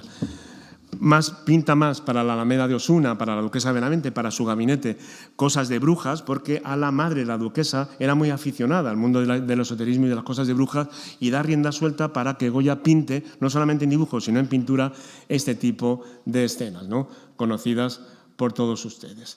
En el caso de las majas también es bien conocido y lo vamos a pasar deprisa, porque cada cuadro de este hombre, como pueden imaginar, requeriría una conferencia por sí misma. Desde luego, fueron pintadas para el gabinete privado de Godoy. Saben que los desnudos estaban prohibidos por la Inquisición, de manera que se tenían que ver solamente en gabinetes reservados. En Godoy, en su palacio, justo al lado de lo que ahora es el Instituto de Estudios Constitucionales, antiguo Instituto de Estudios Políticos, al lado del Senado, el Colegio de María de Aragón. Él tenía ahí su gabinete reservado con la Venus del Espejo, que le había regalado de Velázquez, que le había regalado la duquesa de Alba algunos años antes, y pinta estas Venus. Son Venus. En todos los escritos se titulan como Venus en un tipo de desnudo provocativo, obviamente muy cercano a la prostitución. Vean ustedes uno de los dibujos del álbum que les he dicho antes, rodeado de viejas que están están acomodando a una prostituta en un diván muy parecido a este, es decir, esa idea le rueda la cabeza. Se citan como Venus, luego como gitanas y luego en un inventario muy posterior una mujer vestida de maja, y a partir de entonces es cuando cogen su nombre actual. Ven, esa calidad absolutamente delicada, perfidada, charolada, delicadísima del desnudo femenino encima de las telas, contrasta completamente con la maja vestida, que, como saben, así se dice, y tiene bastante visos de ser verdad, se activaba por un mecanismo por el cual se veía la maja vestida y, activando el mecanismo, se levantaba el cuadro y se veía la maja desnuda. Es decir, era un juego de artificio que Godoy gustaba de hacer en su gabinete. Pero realmente es digamos, toda la desnudez franca y honesta en cuanto a la inmediatez, vamos a decir inmediata, mejor dicho, de la maja vestida, aquí es todo artificio y todo disfraz, porque hasta la cabeza nos parece casi una máscara, ¿no? Porque está absolutamente pintada de arriba abajo. Es un contraste de calidad que también se ha interpretado como que fueron hechas en distinto momento. Los frescos de San Antonio es el único gran trabajo al fresco que hace Goya como pintor de Carlos IV, porque, si recuerdan, no hace ninguna obra para el Palacio Real, no hace ninguna obra al fresco para ninguno de los sitios reales, pero sí para la ermita de San Antonio, que había sido construida, la tercera construcción de la basílica, de la ermita, perdón, en la que Goya pinta en la cúpula central el milagro de San Antonio, como San Antonio hace resucitar a un muerto porque su padre, el padre San Antonio, había sido acusado de asesinato y para que el muerto pudiera declarar que su padre era inocente. Pero lo que muy poca gente se da cuenta es que lo que Goya interpreta aquí, aparte de la cúpula, es que todo el resto de la ermita es un gran palio sujetado por ángeles. ¿Por qué? Porque esa ermita iba a ser visitada por el rey, por Carlos IV. Es una obra regia, una obra real. Y si se dan cuenta, aquí, ¿qué es lo que hay? Pues el escudo real, es decir, es todo como un gran solio, un gran palio, como eso, sujetando las figuras de los reyes que estarían debajo. Realmente la modernidad, hay poco que decir, ¿no? Vamos deprisa en ese sentido, de una audacia impensable en cualquier otro artista de ese momento, las famosas ángelas, ¿no? de sexo indefinido, pero que en Goya se manifiesta claramente en favor de pintarlas como mujeres. Y aquí está una de las personas clave que funciona para Goya en este momento, que la ayuda en San Antonio de Florida. Vean ahí los andamios, seguramente de San Antonio, que es Asensio Juliá, el pescadoret, un pintor valenciano que fue ese ayudante y al que seguramente hay que estudiar mucho, mucho más para saber realmente qué intervención tuvo en posibles obras atribuidas a Goya. Otro cuadro muy poco conocido, muy poco valorado de Goya en este momento es este soberbio prendimiento de Cristo que pinta para la Catedral de Toledo, teniendo en la cabeza el expolio del Greco, que está en la misma sala, pero que realmente aquí empiezan a salir por primera vez estas cabezas inquietantes de detrás, que la vamos a ver después muy parecidas en las pinturas negras y en muchas otras obras, ¿no? Es decir, frente a esta luz que sale de aquí, las figuras están iluminadas desde abajo. Uno de los retratos de los que él se sintió más orgulloso es el retrato de Guillem Mardet, de este embajador de Francia en España, que era un médico. Era un médico bastante prestigioso, que estaba de embajador en ese momento. Piensen que en Francia hace poco que ha sido la Revolución Francesa, con lo cual realmente el que estén establecidos aquí los Borbones hay que tener mucho cuidado con lo que se hace. Y es el primer cuadro que entra de Goya en el Louvre, en que, como digo, él quiere un poco hacerse cargo de esa elegancia a la francesa y, como les digo, Goya estuvo especialmente orgulloso de este cuadro. En 1799, Goya por fin es nombrado primer pintor de cámara de Carlos IV. Y perdonen, yo siempre que veo esta efigie hay que ver lo que hacen los genes, porque realmente el rostro de Carlos IV es el rey Juan Carlos, absolutamente. Pues bien, en este momento, el 31 de diciembre del 99, se le nombra primer pintor de cámara. Ojo, pero lo que nunca dicen los historiadores es que no se le nombró de manera exclusiva, no a él solo, sino que compartió el puesto de primer pintor de cámara con Mariano Salvador Maella, con el pintor valenciano. Mientras Goya se dedicó fundamentalmente a los retratos de encargo real, Maella se dedicó a las decoraciones de los reales sitios. Por tanto, es un puesto compartido, aunque con nada menos que 50.000 reales al año. Pues bien, lo primero que hay que hacer es pintar las efigies de los reyes.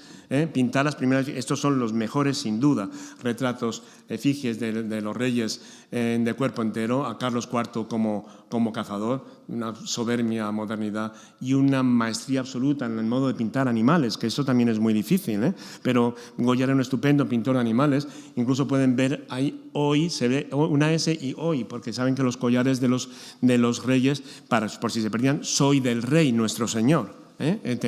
Todavía se conserva alguno en las colecciones de patrimonio nacional. Y en el caso de la reina María Luisa, vestida con mantilla, ella se lo dice a Godoy: amigo Manuel, me retrata Goya de mantilla de cuerpo entero y dice sale muy bien. Está encantada, ¿eh? Y en Yendo al Escorial lo hará a caballo, pues quiero que retrate al Marcial. Luisa, vean cómo firma Luisa, no María Luisa. Lo firma desde la granja de San Ildefonso. Y efectivamente, inmediatamente después de estos retratos, pinta los retratos ecuestres a la reina María Luisa en su Marcial, pero lo que tampoco se sabe mucho es que lo que Goya pensó en un principio fue pintar un doble retrato ecuestre. Porque recuerden que los reyes, cuando habían sido príncipes, era la costumbre de los desfiles de las parejas reales, sobre todo en Aranjuez, como desfilaban, y hay un cuadro maravilloso de pared en el Museo del Prado, pero al final lo retrata de manera individual. Y, por supuesto, hay que crear el gran retrato de familia, la familia de Carlos IV, en el que, una vez más, tanto se ha dicho sobre la posición de la reina en el punto central, claro, porque la reina es la que garantiza la sucesión, claramente. Por tanto, es la reina el eje de la familia y alrededor todos los demás. Como digo, por supuesto el rey un poco más avanzado. Por supuesto el príncipe de Asturias, futuro rey, como es el primogénito, está un poco más avanzado. Y a modo de adhesión fraternal, en ese momento, su hermano, Carlos María Isidro, le coge por la cintura. Es decir, todo está hecho en clave simbólica que se entendía perfectamente, todos cuantos veían en el cuadro en Palacio. Y, bueno, simplemente es darse cuenta de la audacia técnica absoluta de la modernidad, ¿no? Vamos, luego cuando viene el mundo abstracto, pues realmente todo, es decir, ahí está también parte de la genialidad, un lenguaje estético que se adelanta muchísimo a su tiempo. Fíjense, esto no es nada, es pura pintura, ¿no? Pero sin embargo queda Goya, una vez más, saben bien que un poco emulando a Velázquez, etc. Pero les he puesto esta diapositiva muy quemada para que vean la pintura del fondo, porque igual que Velázquez tienen significado los dos cuadros que se ven al fondo de las Meninas, también en el caso de la familia de Carlos IV se ha querido ver en este cuadro que Goya esboza en el fondo un cuadro que representa a Hércules y Onfalia. Es decir, recuerden cómo Hércules, el gran héroe de la antigüedad, cae rendido bajo los encantos de Onfalia y Ónfale le hace hacer trabajos domésticos y el gran héroe le vemos cosiendo en mucha de la iconografía de estas dos, de esta iconografía antigua. Pues bien, se ha querido ver un poco el sometimiento, digámoslo así, del rey Carlos a la reina María Luisa. Es una interpretación contemporánea, pero simplemente fijarse en que en el fondo hay un cuadro que algo ha de significar. ¿Recuerdan a la niña María Teresa Vallabriga, que habíamos visto, hija del infante don Luis? Es este soberbio retrato de la condesa de Chinchón, que el retrato, simplemente de curiosidad, en la radiografía se ha visto que está pintado sobre dos retratos masculinos. ¿Ven que hay dos cabezas de hombre ahí, de cuerpo entero? Pues bien, en este retrato, una vez más, Goya opina sobre esta cándida y desvalida mujer que le han hecho casarse con Godoy y que está embarazada en este momento, reposa sus brazos sobre su vientre y vence con una cofia y unas espigas en símbolo de fertilidad. Es uno de los mejores cuadros, sin duda, femeninos de Goya. Por contra, el de su marido, de este mismo momento, mandado pintar por Carlos IV con motivo de conmemorar el triunfo de Godoy en la batalla de las Naranjas sobre Portugal. Aquí están las dos banderas y es un cuadro estupendo, es bellísimo realmente, pero que realmente también nos dice lo que Goya opinaba de Godoy. Son momentos de estupendos retratos, como digo, cambia por completo el modo de pintar y llegamos a este retrato de la Marquesa de Santa Cruz, también una de las mejores obras todavía sin reentelar de Goya que tiene el Prado. Es esa niña que habíamos visto también en el retrato de los duques de Osuna y en el que se le ha dado 1000 vueltas a su iconografía. Sí estaba pintada como diosa de la música, como Erato, como Terpsícore, como quién, y realmente sobre todo las fábulas en torno a la singularidad de ser pintada con este arpa, con la esvástica. Saben que se le ha dado 1000 vueltas. Se dijo incluso que este cuadro lo había querido comprar Franco para regalárselo a Hitler en la entrevista de Endaya. Es decir, como ven, para cualquier obra de Goya siempre hay detrás una historia, realmente por la singularidad, que era un tipo de instrumento nunca visto. Pues nada más lejos de la verdad. Es decir, señoras de la nobleza vestidas o representadas como musas de la antigüedad con la lira. Aquí tienen ustedes un estupendo ejemplo de Canova en escultura, de Canova. Pero es que las liras de ese momento es que estaban todas decoradas así. Es decir, no hay ningún tipo de singularidad extraña en este instrumento pintado por Goya Marqués de Santa Cruz. Este retrato apareció hace muy poco tiempo, del hijo de Goya, personaje fundamental para su herencia, cuando se casa con Gumersinda Goicoechea, y es en ese momento cuando hace retratos de toda la familia política, cuando empieza a hacer miniaturas. Y este es el único retrato de ese mismo momento que se conserva de su mujer, de Josefa Valleu. No sabemos mucho de qué relación tuvieron, si buena, mala o regular. Aquí la ven con un peinador para peinarse con una cofia, ¿no? Y que realmente es el único retrato seguro de esta mujer. Como digo, son los momentos de los mejores retratos de Goya, como este, que también pertenece a la colección de Ibercaja, de este ingeniero militar estudioso de la flora y fauna de Sudamérica. Estuvo 21 años en Uruguay y Paraguay estudiando la flora y la fauna, sobre todo. Ven ustedes el fondo de los estantes con animales disecados, una de las joyas del Museo Ibercaja de Zaragoza. Y cómo cuando pinta a sus amigos, ese modo distinto de retratar, no ya de manera distante del espectador, sino que avanzando hacia el espectador y como queriendo comunicarse con él, como en el caso de este retrato de Bartolomé Sureda, que era el director de la Real de la Real Fábrica de Porcelanas del Buen Retiro. La Guerra de la Independencia, como saben, es un momento crucial para toda España y desde luego para él también, pero lo que hay que tener en cuenta es que Goya juró fidelidad a José Napoleón Bonaparte y que recibió la Orden de España, la orden instituida por José Napoleón, aunque no la recogió, y que retrató a varios ministros del nuevo rey, y que además participó en los listados de obras de arte para llevar a Francia para el futuro Museo Napoleón, con lo cual él, el primer trabajo que hace para encargo del ayuntamiento, que era el alcalde Tadeo del Rivero, es Bravo del Rivero, es esta alegoría de Madrid con el retrato de José Bonaparte. Esto es un artificio, una componenda que yo les he hecho para que se den un poco idea de que este cuadro ha seguido es la vida misma, porque ha seguido los avatares de la convulsión política como en nuestros días, absolutamente. Cobró nada menos que 15.000 reales. Pues bien, pinta esta alegoría de Madrid con el retrato de Bonaparte, de José Bonaparte. ¿Qué ocurre? Que Bonaparte, a los pocos días de instalarse en Madrid, se tiene que ir, con lo cual se va huyendo después de la batalla de los Arapiles. Entonces se manda que ponga la palabra Constitución aludiendo a la Constitución de Cádiz. Pero ¿qué ocurre? Que José inesperadamente vuelve, con lo cual se levanta el de Constitución y se vuelve a poner de José I. Se vuelve a ir otra vez y se vuelve a poner la palabra Constitución. Pero ¿qué ocurre? Que cuando llega Fernando VII abole la Constitución de Cádiz. Por tanto, encarga a su primer pintor de cámara, Vicente López, que Fernando VII saben que nombra primer pintor de cámara, Vicente López, desplazando a Goya, que pinte su retrato en esta alegoría. Muchos años después, cuando muerto Fernando VII y a su hija Isabel II, que ponga libro de la Constitución. Pero muchos años después, cuando viene Amadeo I de Saboya, en los años 70, en el año 72, Vicente Palmaroli, que era su primer pintor de cámara, Amadeo le manda que levante ese repinte para que recupere el retrato de José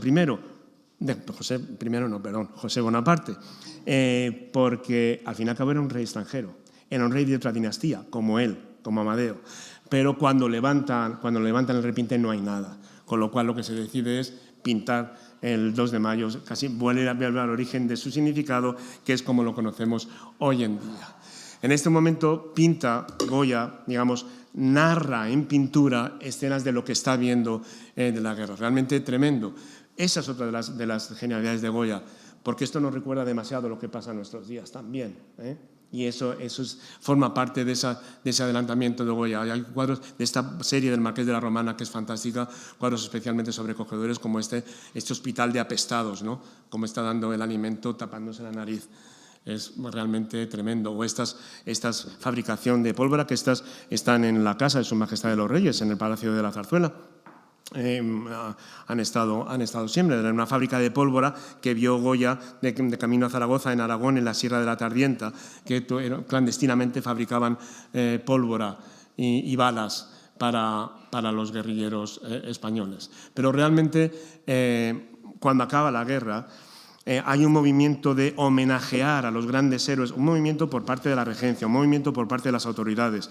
Recuerden cómo el presidente de la regencia era Luis María de Borbón y Vallabriga, el niño que habíamos visto antes en el infante Don Luis. Pues bien, todavía a ciencia cierta no se sabe cuál es el motivo exacto del encargo de estos cuadros, que Goya parece que como con una necesidad de reivindicar su patriotismo después de haber servido a José Bonaparte, Goya curiosamente sale libre del análisis, del estudio que se le hace y se le somete a los que eran afectos a José Bonaparte y los que no. Pues Goya, a pesar de haber trabajado para él y sus ministros, sale indemne de ese análisis y hace al fin y al cabo estos dos obras maestras, soberbias, a las que no nos podemos detener.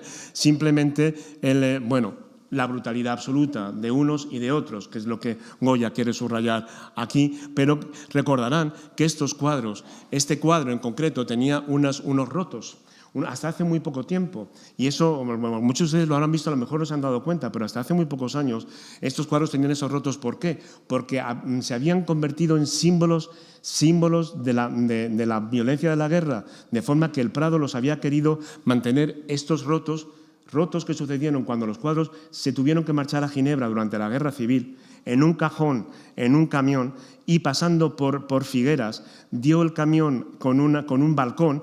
En la caja se cayó al suelo y el cuadro se rompió. Por tanto, a la vuelta de Ginebra, cuando acabó la guerra, se quiso mantener con esos, un poco para recordatorio de lo que una guerra podría suponer para el patrimonio artístico. Pues bien, hasta hace muy pocos años, el cuadro, así es como estaba, aprovechando fotografías antiguas, de cómo era el cuadro. Vean que el alfanje ya no estaba. Se ha podido recuperar y así ya lo vemos hoy tal como fue pintado después de su restauración, con esa absolutamente sobrecogedora violencia de unos y de otros, ¿no? Es tremendo. Con este boceto interesantísimo que también fue rescatado por la colección Ibercaja, procedía de la duquesa de Villahermosa. Y es muy curioso, no sabemos el destino que tuvieron, no sabemos dónde se colocaron, pero no sé si advierten ustedes que en el cielo hay algo raro, hay algo, si lo vemos en una fotografía en blanco y negro lo vemos mejor, y es que pone Madrid 2 de mayo. Es decir, ahí en algún momento estos cuadros se utilizaron para celebrar o homenajear algún tipo de acto referentes al 2 de mayo. Del 3 de mayo no podemos decir nada, simplemente van ustedes al Prado y ven cómo está pintada este fogonazo de la metralla y de la pólvora en la frente de este personaje. Como siempre se ha dicho, es verdad, como los tres momentos del alma humana, cuando va a ser los que tienen terror al ser fusilados, los que le entra en la valentía al final y los que ya yacen sin vida ante una máquina de matar. No se les ve los rostros porque da igual sean quienes sean, es una máquina que mata y nada más. Bien, muy deprisa tenemos que ir con esto, desgraciadamente, ¿no? Pero realmente aquí, es en estas fatales consecuencias de la sangrienta guerra con Bonaparte y otros caprichos enfáticos en 85 estampas, Goya relata lo que ve en una serie de grabados que no ven hasta mucho después de su muerte la luz, solamente en un ejemplar, dos ejemplares, uno de ellos para su amigo Ceán Bermúdez, pero en que en escenas aparentemente simples son absolutamente sobrecogedoras. Les he traído su plancha, para que vean lo difícil que es para un pintor herir. Por eso están las pruebas de artista. Un pintor, un grabador, su idea la plasma en una plancha, la raya en la plancha, hace una prueba a ver cómo sale. Si no sale como quiere, la sigue. Por eso por los coleccionistas son muy cotizadas las pruebas de artista, porque son distintos estadios de una misma composición. Y este es el resultado final, los tristes presentimientos de lo que acontece. Les quito la letra simplemente para que vean, o sea, no es nada, porque es un hombre desvalido, despojado de sus ropas, ante una oscuridad que no sabemos lo que es, pero que nos avanza que lo que viene es algo malo que no sabemos lo que es. Es decir, ese modo de interpretar algo que a Goya le pasa por la cabeza es esa modernidad que nos sigue asombrando hoy en día. Bien, esto es lo que él ve, y hay poco que decir con los títulos, ¿no? Aquí, en este Qué valor, obviamente se ha visto aquí en la figura de Agustín de Aragón. Piensen que Goya le llamó Palafox, dice, me ha llamado el excelentísimo señor don José Palafox para que vaya esta semana a Zaragoza a ver y examinar las ruinas de aquella ciudad con el fin de pintar las glorias de aquellos naturales, a lo que no me puedo excusar por interesarme tanto en la gloria de mi patria, es decir, son los míos, ¿no? Y voy a pintar, voy a reproducir, no a pintar, sino a dibujar lo que he visto, ¿no? Violaciones, a ver, el escarnio, o sea, no te basta con matarlos, sino que además que hay que hacer más, los estás descuartizando, ¿no?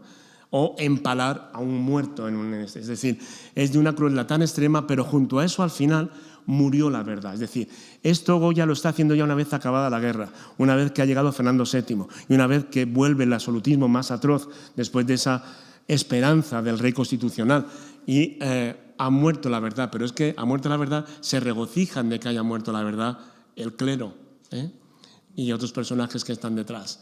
Por tanto, es una tristeza y una melancolía enorme en la que le llega a Goya hasta el punto de hacer una serie de bodegones tremendos, bodegones que se queda para él, pero no son bodegones decorativos y gozosos para tener en casa en el comedor, sino que lo que hace, bueno, ya lo ven, hay varios como estos y se los tiene él en su casa siempre, ¿no? Junto a estos cuadros que también se los quedó para él, es decir, las críticas, prostitución y la falsa belleza de la vejez. El cuadro de Palafox se lo he puesto simplemente porque van a tener una conferencia sobre él el próximo día y llega a trabajar para Fernando VII. Es primer pintor de cámara, pero el primer pintor de cámara ya es Vicente López, ya no él.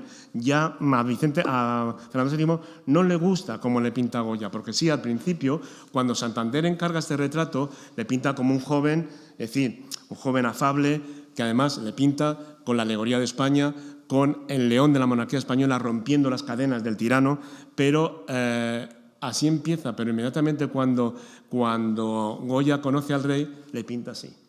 Y esto es muy diferente, ¿eh? Y es el mismo pintor el mismo año, pero no le gusta nada. Obviamente, lógicamente, si yo soy Fernando VII, a mí tampoco me gustaría esto, por tanto, él elige a otro pintor, al valenciano Vicente López, y Goya, a partir de ese momento, deja de trabajar, no hace casi nada para la corona.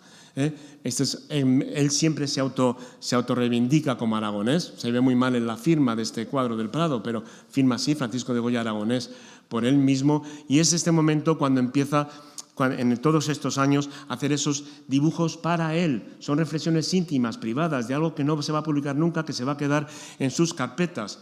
Divina razón, no dejes ninguno, es decir, piensen que está el absolutismo más férreo de Fernando VII, divina libertad, como un escritor, la censura que hay reclama el tener libertad para escribir, los castigos de la Inquisición, los castigos a la inteligencia. Dice, por descubrir el movimiento de la Tierra, es en alusión a Galileo, como la inteligencia es castigada, la prostitución de los niños, siendo infantes, o cosas raras como estos mendigos monjes asiáticos que él no lo pudo ver, pero sí que lo leyó, que se incendiaban la cabeza para obtener limosna. Es decir, le interesan cosas, no sabe lo que hace, en la destrucción de la belleza, la destrucción del patrimonio, cosas que desgraciadamente también en nuestros días sigue sucediendo, ¿no? En momentos de guerras, etcétera, ¿no? O el caso de las brujas, o cosas que él ha visto. Esto sucedió en Aragón, siendo yo muchacho y el religioso quedó muy maltratado del caballo y la borrica. Es decir, son todo reflexiones internas que a veces convierten en pintura, como en este caso, o como el llamado entierro de la sardina, que no es tal, es una función de máscaras. El entierro de la sardina saben ustedes que es otra cosa, pero que realmente ese mundo de lo falso visto por los ojos de Goya es realmente impresionante. Ha muerto su mujer y en estos años ya pasa a ser su ama de llaves Leocadia Zorrillas. Este retrato, que ustedes lo habrán visto identificado como su mujer, ahora se piensa que sea Leocadia Zorrilla, una mujer que era lejana pariente de sus consuegros y que se queda desvalida porque su mujer, su marido, la ha arruinado y pasa al servicio de Goya, con dos de sus hijos. Un tercero había quedado con su marido, pero realmente se piensa que, con toda probabilidad lógica, tuvo una relación sentimental con Goya, entre otras cosas porque cuando ya marcha a Burdeos, en su pasaporte pone que va con su marido, y su marido es Goya, ¿no? Bien, en los disparates él es capaz de poner lo que muchas veces pensamos, soñamos en nuestras pesadillas. Es decir, es algo que no sabemos lo que significa. Se le han dado 1000 interpretaciones, pero realmente cosas de este terror de gigantes en la oscuridad hemos sufrido todos en nuestras pesadillas, ¿no? Y es algo que él también viene. Otro de los retratos maravillosos de este momento, de esta Real Academia de la Historia, el del padre Rojas, que sobrecoge cuando hace un dibujo de él en su lecho de muerte, muerto, el difunto. No nos podemos detener en él, es una absoluta belleza.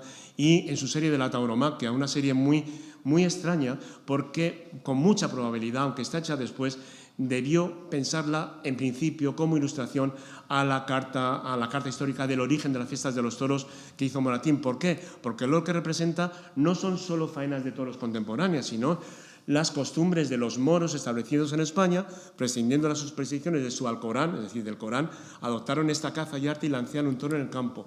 O al Cid campeador lanceando otro toro, es decir, son escenas antiguas. También hace otra de Carlos V lanceando otro toro, pero también recurre a cosas que él ha visto de las plazas de los toreros contemporáneos en la plaza de Zaragoza. Y este es el último trabajo que hace para la corona. Es decir, Fernando VII se va a casar con Isabel de Braganza, su segunda esposa, la portuguesa, y decide decorar su tocador con unas sobrepuertas a modo de relieves en grisalla, como si fueran esculturas.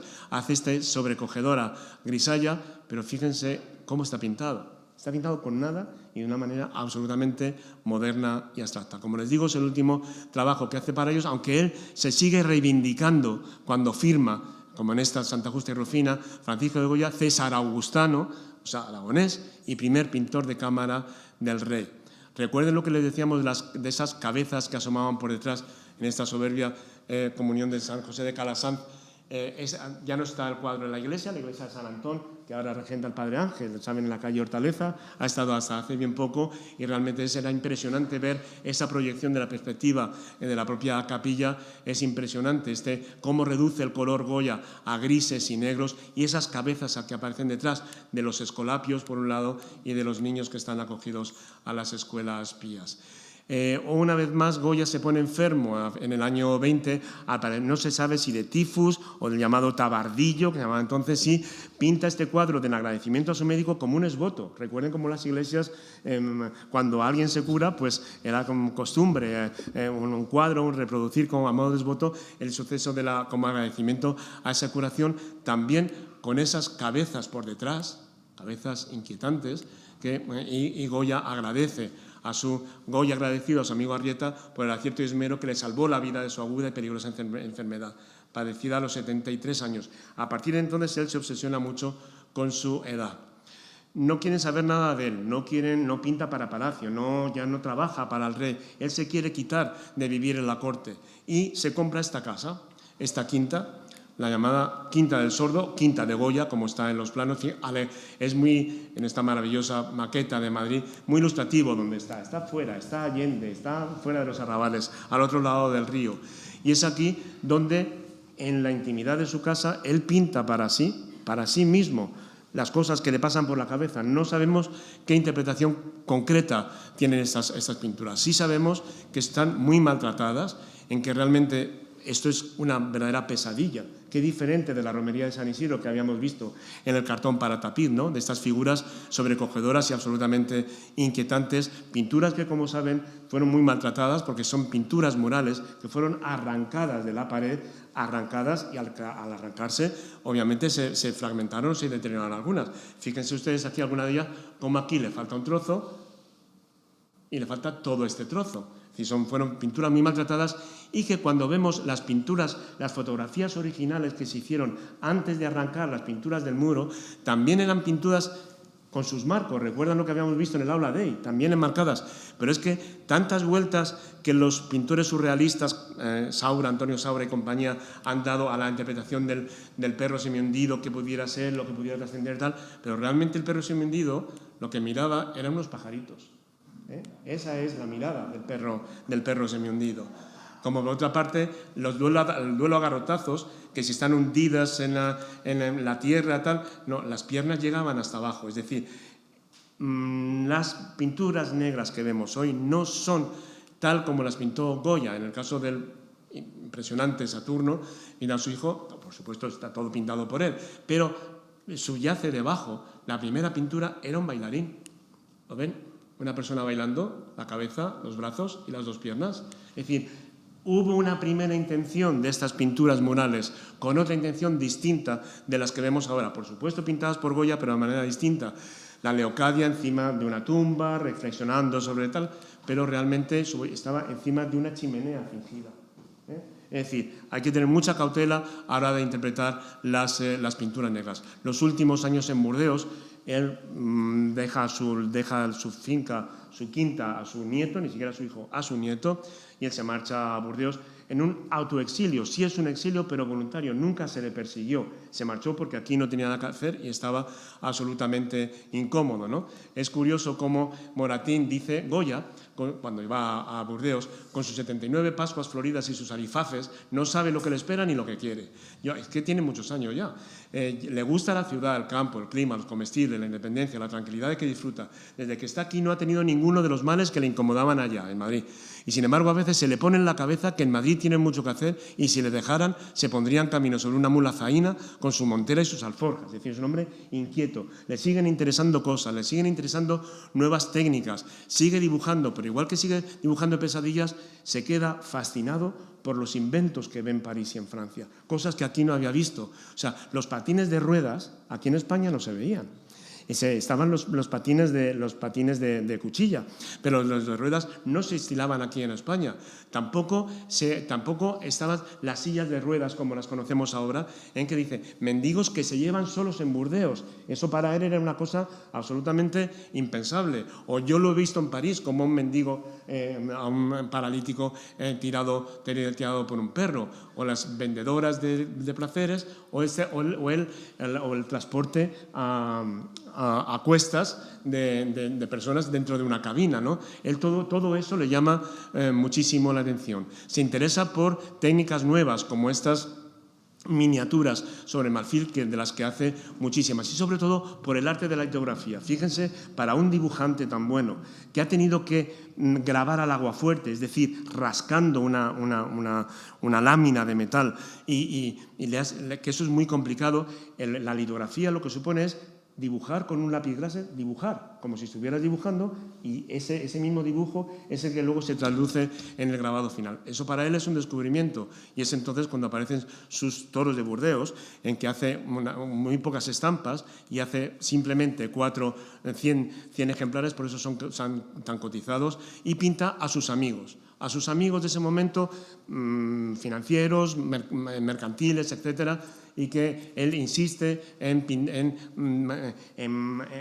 reivindicar que con sus 80 años sigue pintando bien. Es algo que no le pasa solo a él, pero Goya es muy insistente en ese sentido. Fíjense, la modernidad absoluta, esto es del año 27, es decir, que para llegar a pintar así hacen falta que pasen muchos años en la pintura europea de su tiempo, ¿no? En el caso de Mugiro, conocido cuadro del Prado, que también era familiar lejano, pintado a los 81 años, no lo deja de repetir así. Y uno de los últimos, casi como despedida, sabiendo que se va a morir pronto, a su nieto Mariano Goya, cuadro recién comprado por el Museo de Dallas, en que también en el reverso, Goya, su nieto, en 1800, a sus 81 de edad.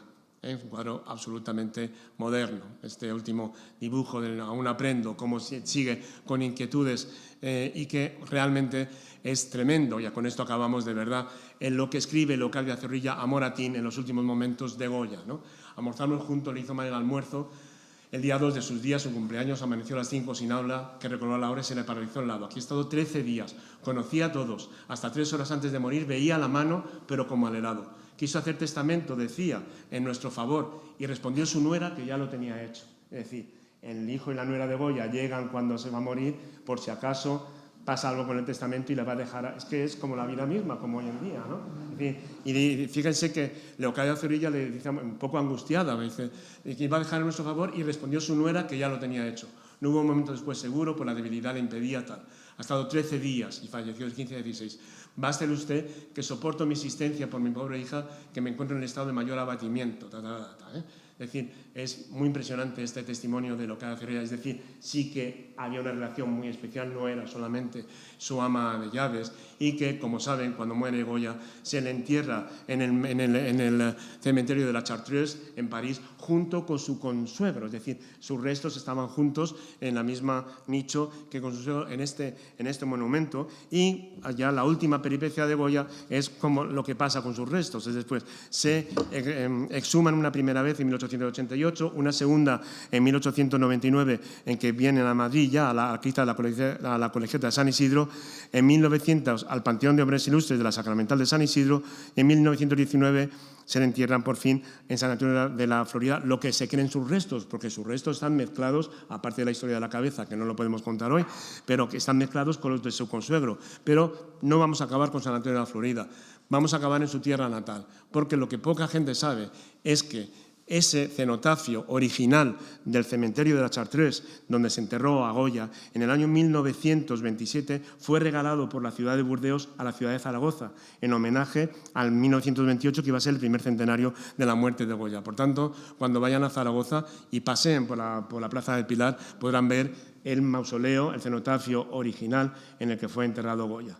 Lo siento por la tardanza, pero muchas gracias.